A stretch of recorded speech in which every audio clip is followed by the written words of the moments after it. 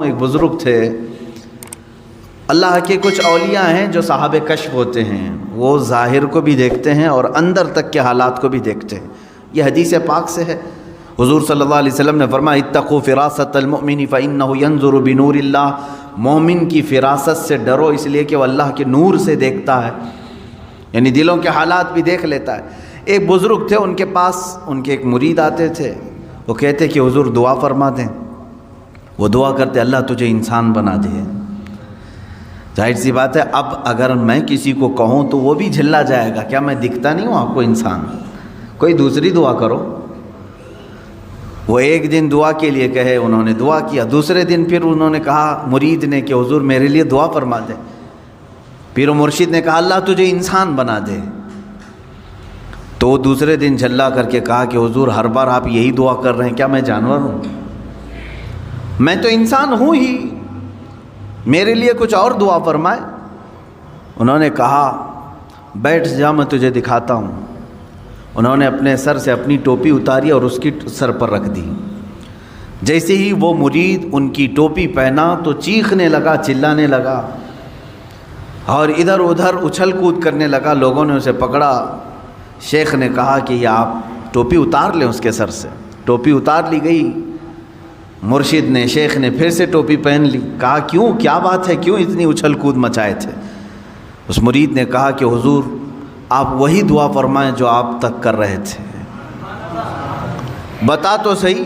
لوگوں کو اس نے روتے ہوئے بتایا کہ جیسے ہی میں نے پیر و مرشد کی ٹوپی پہنی تو میرے اعضاء جو ہے کتے کی طرح دکھنے لگے، مجھے جانور جیسی شکل میری نظر آنے لگی، تو میں گھبرا گیا کہ کہیں میں جانور بن تو نہیں گیا۔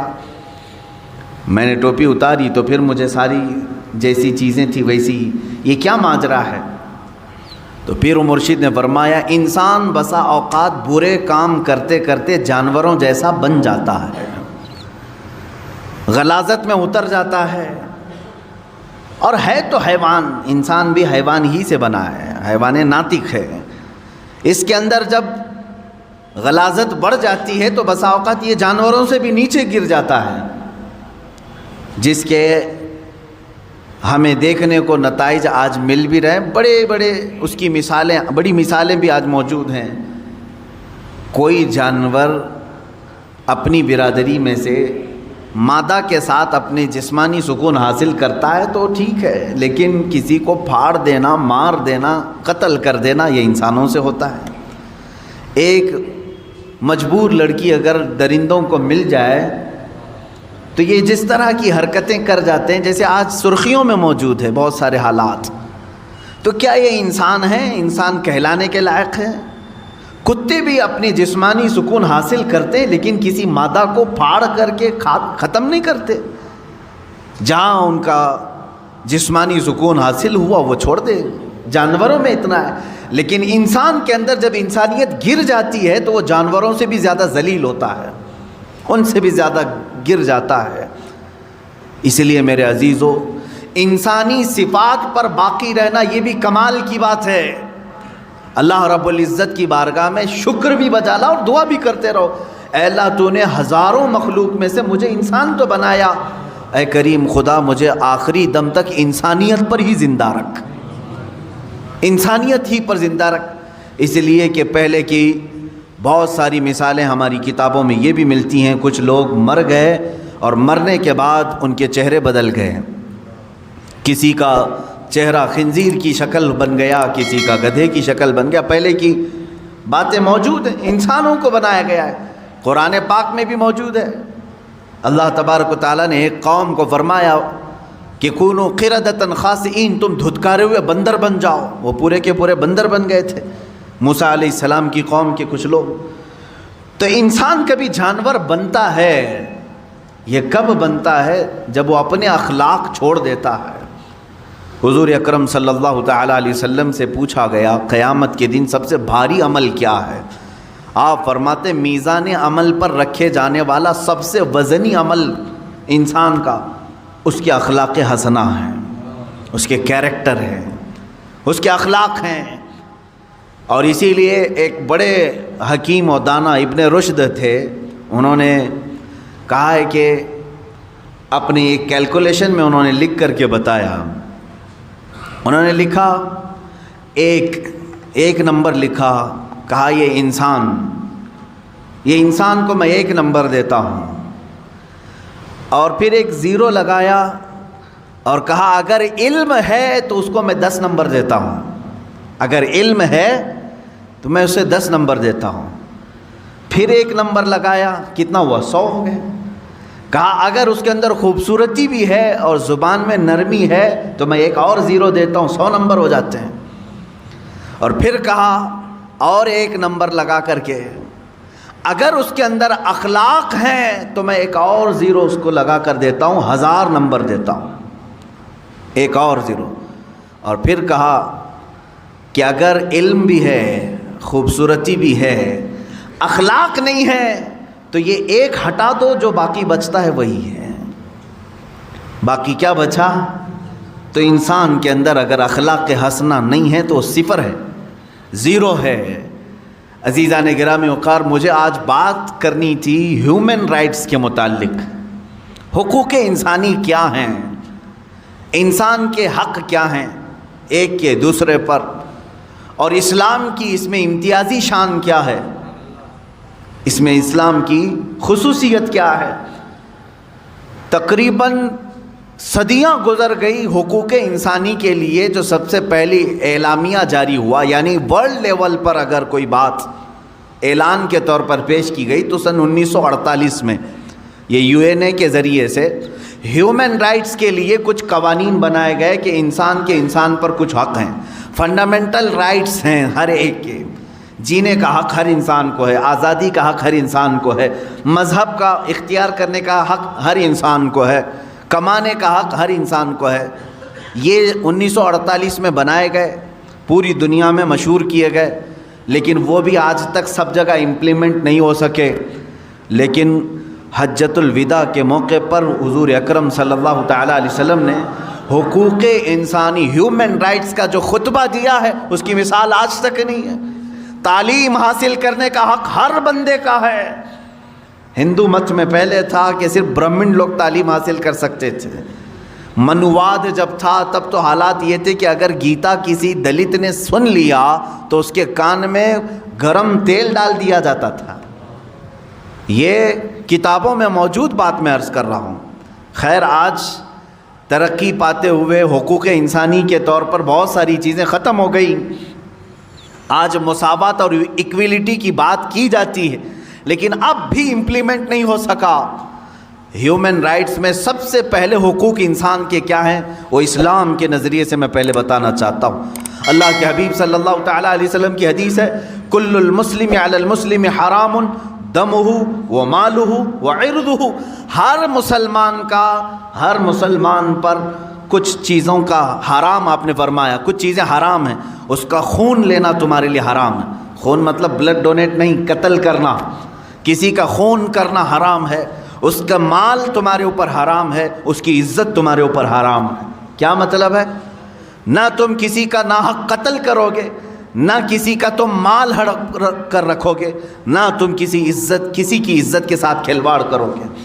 5 چیزیں ایسی ہیں جن کو کہا جاتا ہے جس کی حفاظت ہر مسلمان کے لیے فرض ہے, ہر مسلمان کے لیے فرض ہے, اپنی بھی کرے اور دوسرے کی بھی کرے. یہ ہیومن رائٹس کا سب سے جیتا جاگتا ثبوت میں آپ کو دے رہا ہوں. 5 چیزیں کیا ہیں, توجہ سے سنیں. اسلام ہی اس بات کی شہادت دیتا ہے اور ضمانت بھی دیتا ہے کہ یہ 5 چیزیں جنہوں نے محفوظ کر لیا ان کا معاشرہ محفوظ ہو گیا. نمبر 1, ہر ایک کو اپنے جان کی حفاظت کرنی ہے, دوسرے کی جان کی حفاظت کرنی ہے. یہ سب سے بڑا حق ہے, اسلام نے دیا ہے. تمہیں اپنی جان کی حفاظت کرنی ہے اور دوسرے کے جان کی حفاظت کرنی ہے, پہلی چیز. دوسری چیز ہے تمہیں اپنے مال کی حفاظت کرنی ہے اور دوسرے کے مال کی حفاظت کرنی ہے. جہاں تمہیں اپنا مال دیکھنا ہے ویسی دوسرے کا مال. اس میں کوئی خرابی نہیں آئے گی اگر یہ 5 چیزوں پر کوئی کاربند ہو گیا. توجہ سنیں. اور پھر اپنی عزت کی حفاظت کرنی ہے اور دوسرے کی عزت کی حفاظت کرنی. نمبر 3, اپنی عزت. ایسا نہیں کہ تم بے آبرو ہو کر کے باہر گھومو گے. جس طرح تم اپنے آپ کو ننگا باہر دیکھنا پسند نہیں کرتے، کسی اور کو بھی ننگا دیکھنا پسند نہیں ہونا چاہیے.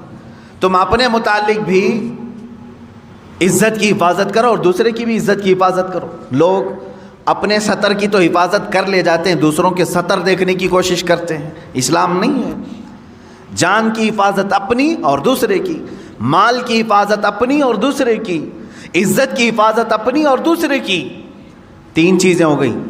چوتھی چیز اللہ کے حبیب صلی اللہ تعالیٰ علیہ وسلم کی حدیثوں سے ہے، اپنے نسب کی حفاظت کرو اور دوسرے کے نسب کی حفاظت کرو. نسب کی حفاظت یہ بہت ضروری چیز ہے.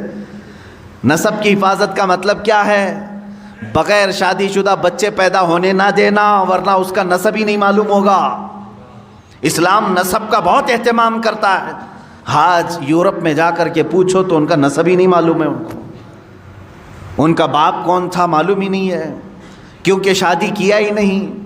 وہ سوچتے ہیں گرل فرینڈ بوائے فرینڈ کا جو تصور لایا گیا یہ تو ابھی کم ہے ہمارے معاشرے میں.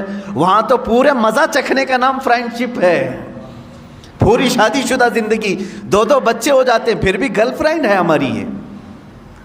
یہ نسب کو انہوں نے تباہ و برباد کر دیا. اور اس کے بعد جم گیا تو ٹھیک ہے، نہیں جما تو چھوڑ دیا. ہزاروں کی تعداد میں بچے ہیں، ایسے اولاد ہیں ان کے باپ کا اور ان کے نسب کا کچھ عطا پتہ نہیں ہے. لیکن اسلام نسب کا اہتمام کرتا ہے. نسب، اپنا بھی نسب کا اہتمام کرو اور دوسرے کی بھی نسب کو خلط ملط ہونے نہ دو. یہ ضروری ہے. اب یہاں سے کوئی یہ بات نہ سمجھ لے نسب کا مطلب اپنے ہی خاندان میں شادی کرنا ضروری ہے تاکہ ہمارا خاندان میں، ایسا ضروری نہیں اسلام. لیکن یہ ضروری ہے کہ تمہارے بچے کا کوئی باپ ہو، اس کا دادا ہو، اس کا نسب اوپر تک پہنچتا ہو. اگر بچے کا کوئی باپ ہی نہیں رہا، آہرہ جس کو کہتے ہیں، عورت ایسی فاحشہ اور طوائف ہے کہ اس نے نہ شادی کی لیکن اولاد ہوئی، وہ اپنے بچوں کے باپ کا نسب کس طرف جوڑیں گے؟ اسلام اس کے خلاف ہے. اسی لیے کتنا اہتمام کیا ہے معلوم ہے اسلام نے. ایک اس کی مثال میں دے دوں. اگر کسی عورت کو آپ نے طلاق دیا تو اسلام کہتا ہے وہ دوسرے سے نکاح کر سکتی ہے، لیکن تھوڑے دن اس کو ٹھہرنا فرض ہے. کیوں؟ کتنے دن تک ٹھہری رہے گی مطلقہ عورت؟ کتنے دن تک؟ 3 حیض جب تک اس کے نہ آ جائیں تب تک وہ دوسرے مرد سے نکاح نہیں کرے گی. 3 حیض جب تک نہ آ جائیں عورت کے، جب تک وہ دوسرے مرد سے نکاح نہیں کرے گی. جائز نہیں ہے اس کے لیے اس سے پہلے نکاح کرنا. اس میں حکمت کیا ہے؟ اس لیے کہ سائنٹیفیکل بھی آپ دیکھیں تو پتہ چلے گا اگر حمل ٹھہرا تھا پہلے مرد سے تو حیض نہیں آئے گا عورت کو.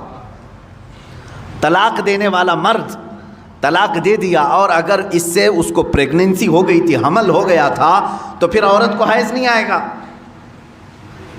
ہاں پھر اگر حمل ہے تو شریعت کہتی ہے جب تک بچہ نہ ہو جائے تب تک وہ دوسرے سے شادی نہیں کر سکتی، کیونکہ ایک حمل میں 2 باپ کا دخل ہو ہی نہیں سکتا. اب 3 حیض تک ٹھہرنے کی حکمت کیا ہے عورت کے لیے؟ کہا گیا جب 3 بار عورت کا حیض آ جائے تو یہ اسپشٹ ہو جاتا ہے، یہ پورا فائنل ہو جاتا ہے کہ اب اس کے پیٹ میں پہلے والے مرد کا کوئی نطفہ باقی نہیں ہے، اس کا حمل نہیں ہے. اب اسلام کہتا ہے دوسرے سے بھی تو نکاح کر لے، اسی لیے کہ اسلام چاہتا ہے کہ آنے والا بچہ اپنے 2 باپ نہ سمجھے، اس کا نسب محفوظ رہے، اس کا نسب محفوظ رہے. باقی دوسری جگہ جا کر کے دیکھیں، ایک کو طلاق دے دیا وہ دوسرے ہی دن جا کے شادی بھی کر سکتی ہے. بہت سارے معاملات، یہ عدت کے معاملات اسلام میں ہیں، دوسرے لا کر کے ہمیں دکھائے ہیں. یا تو کچھ مذاہب میں ایسا ہے کہ اسے دوبارہ شادی کرنے کی اجازت ہی نہیں ہے، اور کچھ جگہ ہے تو ایسے کہ ادھر طلاق دیا ادھر نکاح کر لیا. اسلام درمیانی راستے کا نام ہے. نسب کا اہتمام کیا. میں نے 4 چیزیں سنائی، پھر سے میں عرض کر رہا ہوں آپ کے پاس. اللہ کے حبیب صلی اللہ علیہ وسلم کے فرامین کے مطابق، اللہ کے حبیب صلی اللہ تعالیٰ علیہ وسلم کی حدیث کی روشنی میں ہر مسلمان کو چاہیے کہ وہ اپنے جان کی حفاظت کرے اور دوسرے کے جان کی حفاظت کرے. ہر مسلمان کو چاہیے کہ وہ اپنے مال کی حفاظت کرے، ویسے ہی دوسرے کے مال کی حفاظت کرے. ہر مسلمان کو چاہیے کہ وہ اپنے عزت کی حفاظت کرے، ویسے ہی دوسرے کی عزت کی حفاظت کرے۔ نمبر 4، ہر مسلمان کو چاہیے کہ وہ اپنے نسب کا اہتمام کرے، اسی طرح دوسرے کے نسب کا بھی اہتمام کرے، خیال کرے۔ 5ویں چیز ہے جو بہت اہم ہے، اسلام نے کہا ہر مسلمان کو اپنے دین کی حفاظت ضروری ہے۔ اسی طرح کہا گیا کہ دوسرے کے دین سے چھیڑ چھاڑ بھی نہ ہو۔ لا تسبوا الذین یدعون من دون اللہ فیسبوا اللہ عدوا بغیر علم۔ اللہ قرآن میں فرماتا ہے تم دوسروں کے خداؤں کو گالی نہ دو جو اللہ کے علاوہ دوسروں کی پوجا کرتے ہیں، ہاں بغیر علم کہ وہ پھر اللہ کو گالی دیں گے۔ تو یہاں دین کی حفاظت بھی ہمارے لیے ضروری۔ یہ 5 چیزوں کی آپ حفاظت کر لے جاؤ، معاشرہ کبھی ڈس بیلنس نہیں ہوگا، نظام برقرار رہے گا۔ آج یہاں پر بیلنس نہیں ملتا، اس کی وجہ کیا ہے؟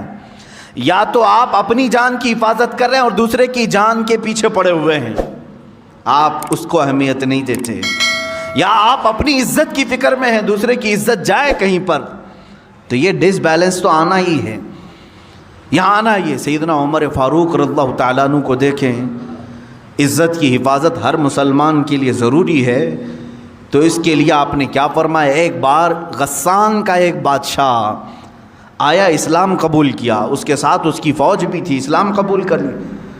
اس خوشی میں مسلمان پورے خانہ کعبہ کے طواف کے لیے آئے۔